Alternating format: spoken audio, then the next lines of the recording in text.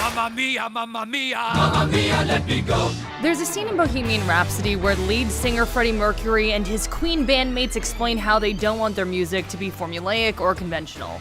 Well, their music certainly wasn't, but the movie made about them definitely is, embracing every trope of the rock star movie biopic. So now what? This is when the operatic section comes in. Oh, the operatic section, yeah.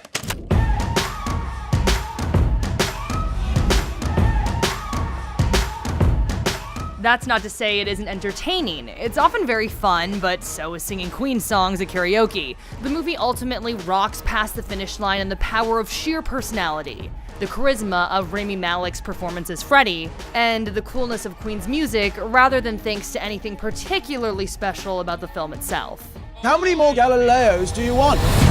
Roger, there's only room in this band for one hysterical queen.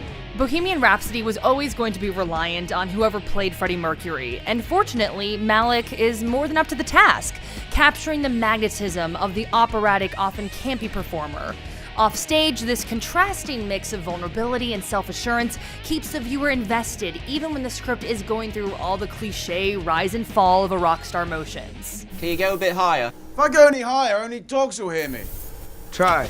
The movie is credited to X-Men director Bryan Singer, who was fired late into production and replaced by Dexter Fletcher.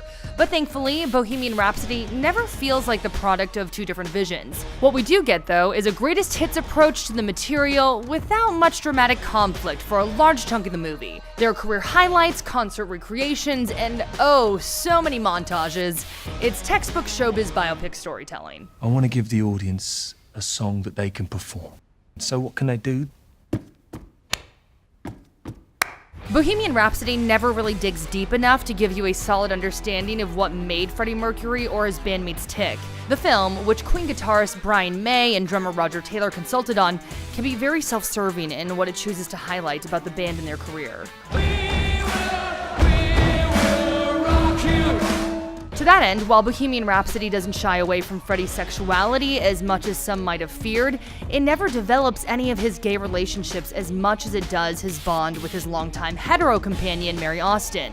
For a film about the man who wrote Love of My Life and Somebody to Love, Bohemian Rhapsody is more interested in Freddie's journey to find that love than it is in exploring it beyond the cursory once he does. It goes on forever, 6 bloody minutes. I pity your wife if you think 6 minutes is forever.